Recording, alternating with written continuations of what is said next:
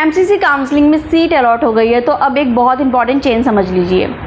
अब हर कैंडिडेट्स के लिए कॉलेज फिजिकली रिपोर्ट करना ज़रूरी नहीं है। आपकी विलिंगनेस के बेसिस पर काउंसलिंग प्रोसेस को मेनली दो कैटेगरीज में डिवाइड किया गया है, फ्रीज कैंडिडेट और फ्लोट कैंडिडेट। लेकिन एक गलत चॉइस आपकी सीट और नेक्स्ट राउंड एलिजिबिलिटी को इफेक्ट कर सकती है। So let's understand the new system in a simple way.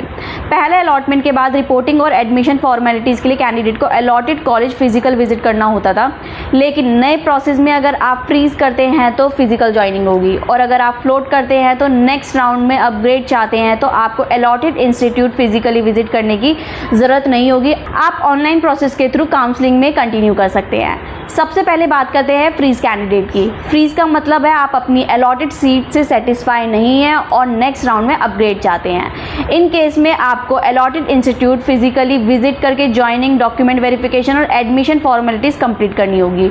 और अगर आप बाद में आप सीट रिज़ाइन या सरेंडर करना चाहते हैं तो रेजिग्नेशन प्रोसेस इंस्टीट्यूट के थ्रू प्रिस्क्राइब शेड्यूल के अंदर कंप्लीट करना होगा।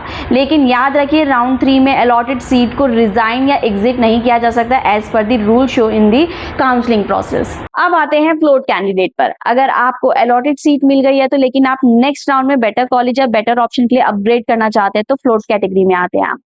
आपको एमसीसी पोर्टल पर अपनी विलिंगनेस सबमिट करनी होगी और मैंडेटरी डॉक्यूमेंट ऑनलाइन अपलोड करने होंगे। इस केस में फिजिकल रिपोर्टिंग की जरूरत नहीं है। आपके अपलोडेड डॉक्यूमेंट अलॉटेड इंस्टीट्यूट के नोडल ऑफिसर या डॉक्यूमेंट वेरिफिकेशन कमिटी के थ्रू ऑनलाइन वेरीफाई किए जाएंगे। जैसे blood copy, incorrect certificate mismatch हुए तो क्वेरी रेज की जा सकती है, और आपको स्टाइपुलेटेड टाइम अगर डॉक्यूमेंट में कोई इशू हुआ तो कैटेगरी क्लेम या मिसिंग डॉक्यूमेंट के अंदर करेक्टेड डॉक्यूमेंट री अपलोड करने होंगे। और अगर float candidate allotted seat continue नहीं करना चाहते तो विड्रॉल या रेजिग्नेशन का प्रोसेस ऑनलाइन हो सकता है।